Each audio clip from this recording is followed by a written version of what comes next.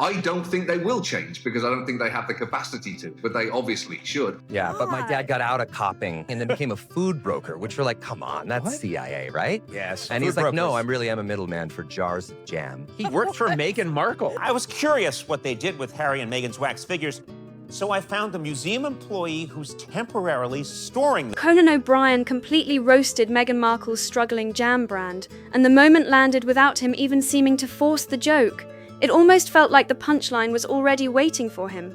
Meghan has been trying to build her lifestyle image with the American Riviera Orchard brand, aiming for a Martha Stewart-style success story. But Conan summed up the situation with one quick line that instantly grabbed attention and had people talking everywhere. The contrast between the polished branding and the public reaction made the joke hit even harder. But that was only the beginning. Really tiny jams, harvestable jam made from the oils of Montecito. Conan had already taken playful shots at Meghan and Prince Harry during the period when their Oprah interview dominated headlines, and those jokes quickly spread across social media because of how sharp they were. This time, the humor wasn't something that could easily be brushed aside or reshaped by public relations talking points. To make things even more awkward, Conan even devoted part of a Newsed segment to poking fun at Meghan and Harry's Madame Tussauds wax figures, turning the entire display into another memorable comedy moment. Then Conan took the bit even further by introducing a fictional museum employee who was supposedly in charge of storing the wax figures. That unexpected twist caught the audience off guard and made the sketch even more memorable because it kept raising the absurdity with every new joke. The strangest part was still ahead, and that's where the comedy took an even more unusual turn. Conan built an entire fictional character around awkward conversations involving the wax figures, leaning into exaggerated humor that got plenty of reactions from the audience. Well, what's brilliant about what she's doing is she knows people want to spend money, and spending money makes them feel like they're getting something that's better, even though it might not necessarily be true. Whether people thought it was hilarious or over the top, it became one of those comedy moments that viewers remembered and kept bringing up long after the show aired. Then the conversation shifted in a completely different direction. Comedian Jimmy Carr raised a hypothetical question that many people rarely discuss in public. He talked about the royal line of succession and pointed out that if King Charles were to pass away, and in an unimaginable and tragic scenario, something were to happen to Prince William and Princess Catherine, Prince Harry would move much closer in the order of succession. It was presented as a hypothetical discussion about how the constitutional system works, but the topic immediately grabbed attention because of how sensitive it is. You can tell when you watch the show, she thinks just we're all animals and we're all just kind of pigs in the mud, and that she's helping us with jam and honey. We'll get to that clip in just a moment, but first there's another reaction that added even more attention to the story. The Osbournes also weighed in with their own opinions about Meghan and Harry, and they made their views very clear without softening their comments, adding another headline-making moment to the ongoing public conversation. The fact that Kelly Osbourne felt comfortable calling Prince Harry a twat on television says a lot about how much public opinion has shifted among some critics and commentators. Years ago, that kind of remark about a senior royal would have shocked people, but instead it quickly became another headline and sparked even more debate across social media and entertainment news. Whether people agreed with her or not, the moment showed how divided public views on Harry have become, with supporters defending him while critics increasingly turning him into the subject of late-night jokes and celebrity commentary. I said Meghan Markle is, of course, a lifelong feminist, which she's demonstrated by marrying a prince and giving up her job. Kelly's bigger argument was that the couple had been given opportunities that many people could only dream about. She pointed to their major partnerships with Netflix and Spotify, noting that they had access to experienced production teams, significant budgets, worldwide platforms, and enormous media attention. From her perspective, the issue wasn't a lack of resources, but whether the projects connected with audiences in the way many expected. That criticism has been echoed by some other public figures, while others disagree and argue the couple faced unique challenges in the spotlight. Then Sharon Osbourne joined the discussion, and her comments attracted just as much attention. Sharon criticized Meghan's description of meeting Queen Elizabeth II, arguing that the story made the experience sound far more dramatic than she believed it was. She also questioned the tone of Meghan's account and suggested it came across as lacking enough respect for the occasion, adding another outspoken opinion to an already heated public debate. They decided to re-air all the same advertisements that they had aired here in America, but they adjusted the ads slightly for British audiences. I thought that was strange. Take a look. Ancestry.com for the British royal family. Find out which second cousin you're accidentally dating. Oreo biscuits. There's a black and white marriage we can all agree on. I thought the Oreo ad was unnecessary. They didn't need to do that. For years, some body language commentators have argued that Meghan and Harry's frequent hand-holding and constant public displays of affection appear unusually deliberate. Others completely disagree and see it as nothing more than a couple showing affection in public. Body language analysis is highly subjective, but the debate has become part of the broader conversation surrounding the pair because every public appearance seems to generate another round of opinions, videos, and headlines.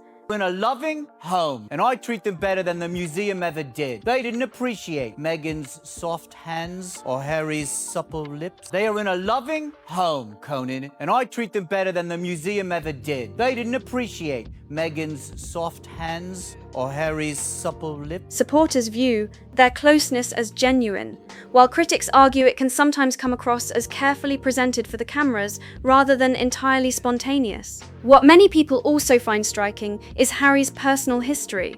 He grew up witnessing the intense media attention surrounding the marriage of King Charles and Princess Diana. You've been handed the world and every major contract, you had podcasts, you have all of this, and you didn't deliver because There's nothing to deliver. Yeah, because you don't have it. And that's okay. And I think they do have a right to privacy, but that doesn't seem to me what they're looking.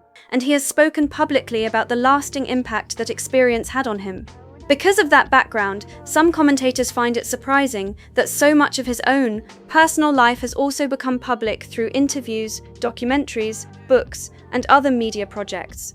Critics argue that he is now choosing to tell his own story on his own terms rather than allowing others to shape the narrative, while supporters say that taking control of his account is very different from having it told by someone else. Curtsy, the things she said about medieval times, her lunch with the Queen was like medieval times, which, as you know, is a Disney-type entertainment place for kids. And it's just so horribly disrespectful and just a wine fest. The contrast continues to fuel discussion every time the couple makes another high-profile appearance or releases a new project.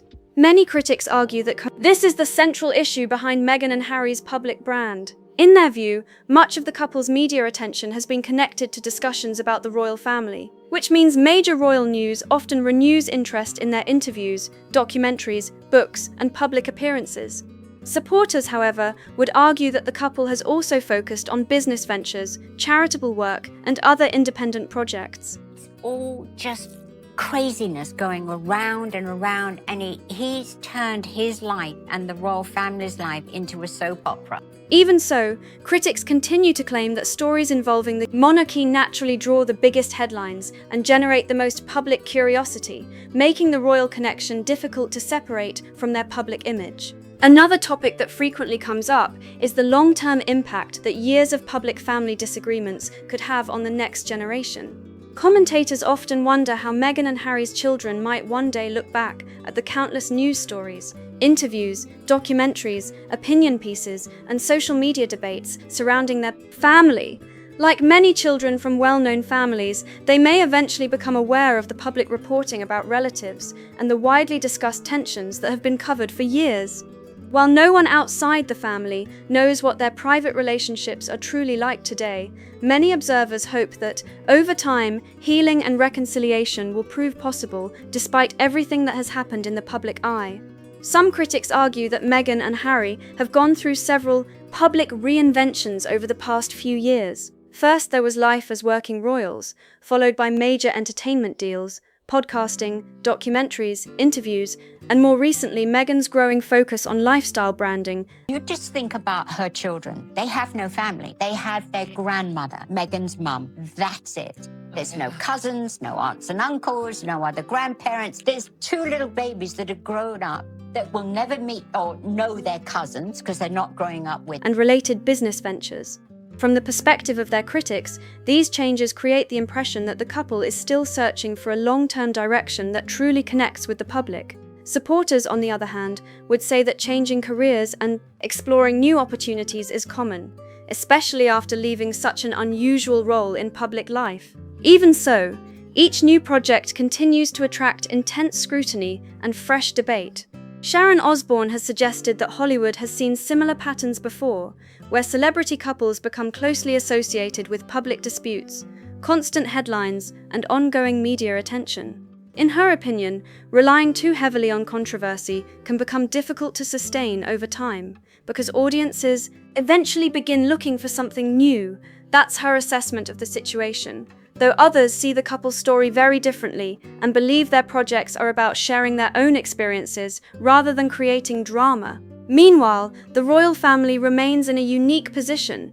Because of long-standing royal traditions and expectations surrounding public conduct, they often avoid responding directly to criticism or personal claims. That approach can leave the public with unanswered questions, but it also reflects the institution's long-standing preference for restraint over public back-and-forth exchanges, allowing others to shape much of the conversation in the meantime.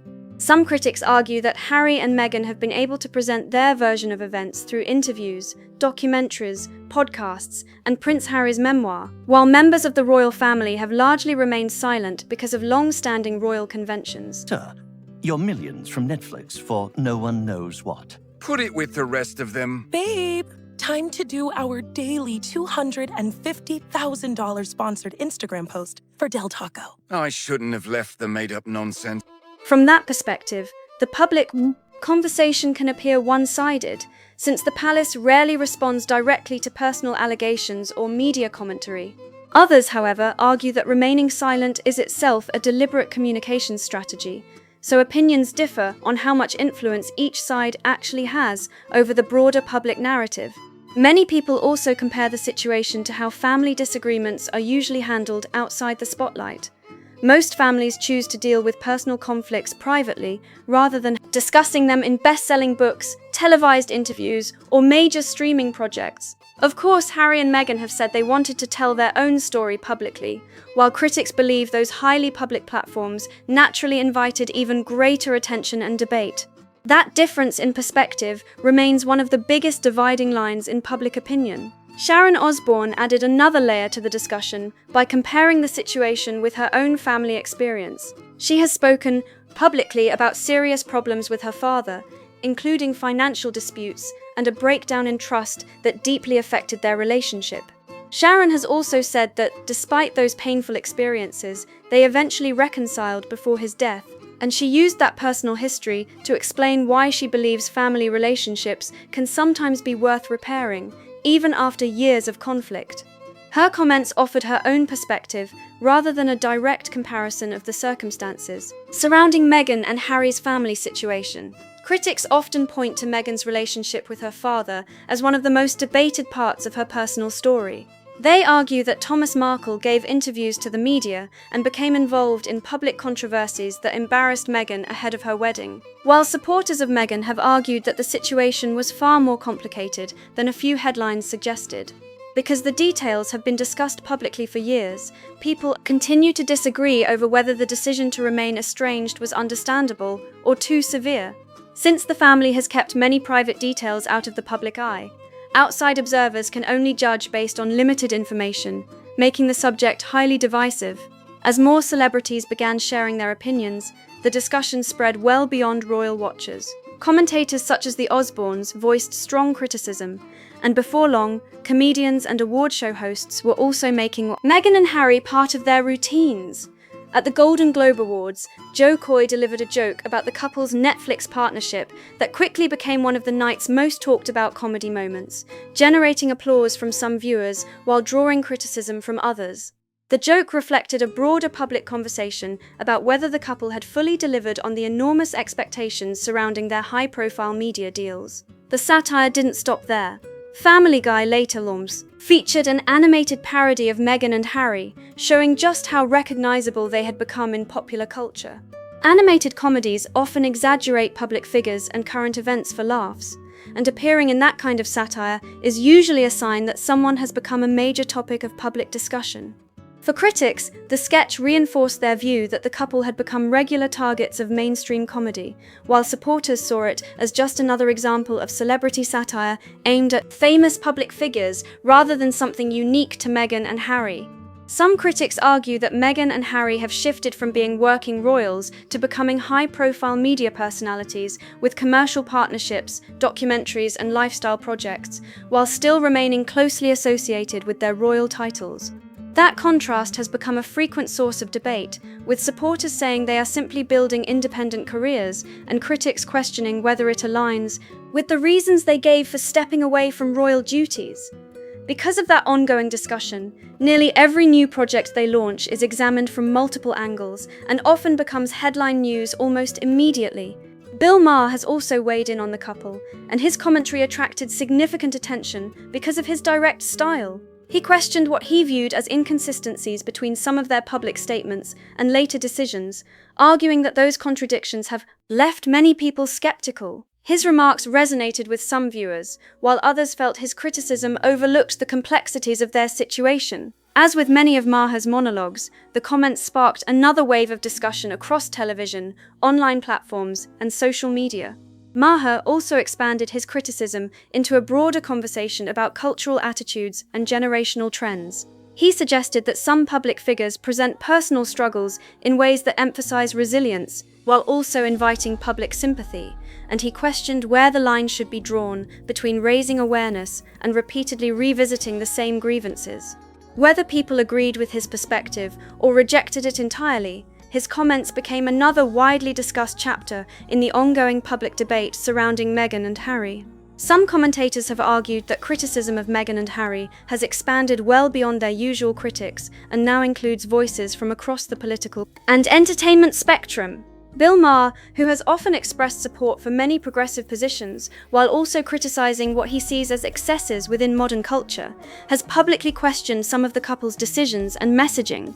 For some observers, that stood out because it suggested the debate was no longer limited to traditional royal commentators. Nobody is a realer housewife than Meghan Markle, who married this ginger retard and took him out of his racist family so that they could live in Beverly Hills or wherever the fuck they live. But had reached a much wider audience.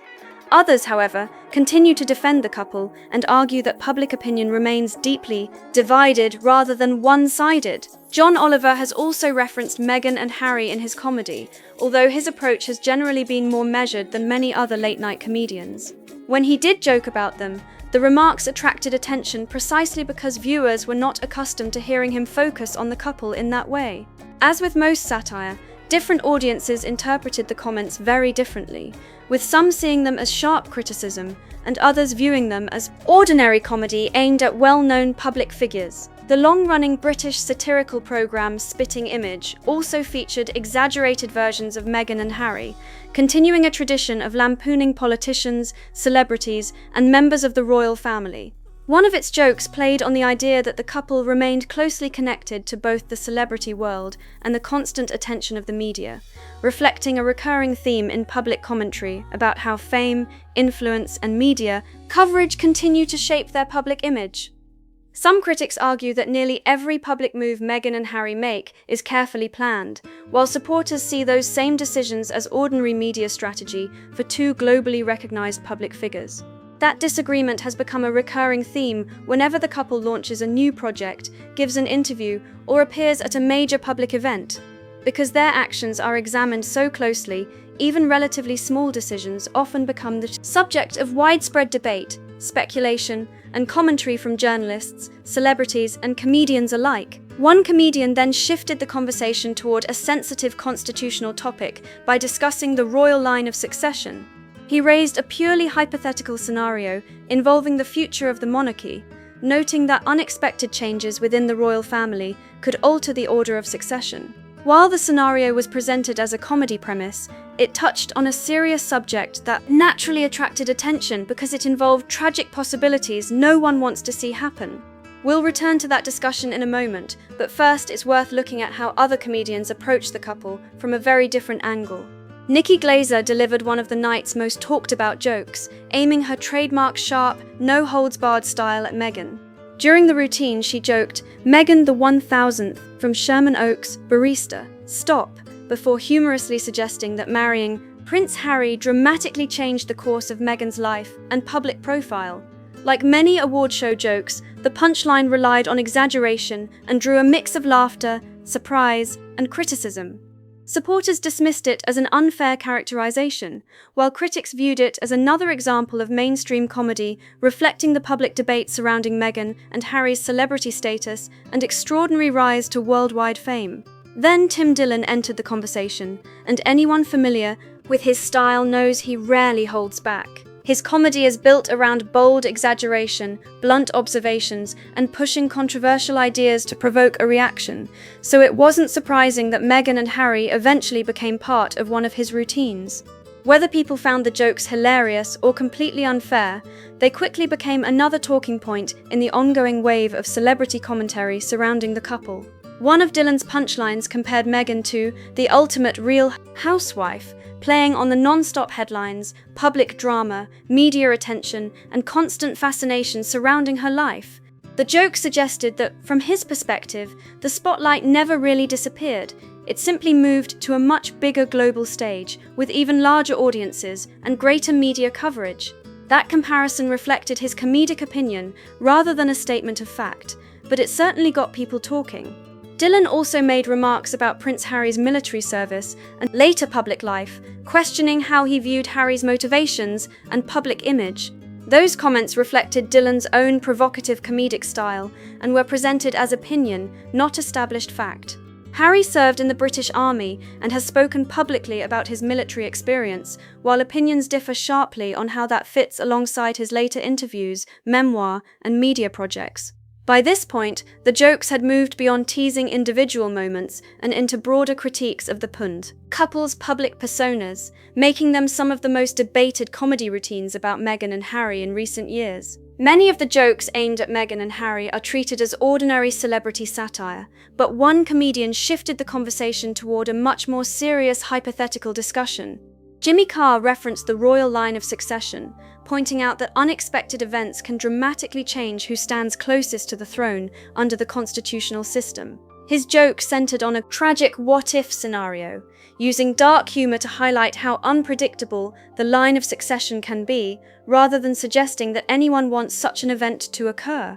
Carr's routine imagined the unthinkable, noting that King Charles will not reign forever, and that the order of succession could theoretically change if extraordinary tragedies were ever to happen within the royal family.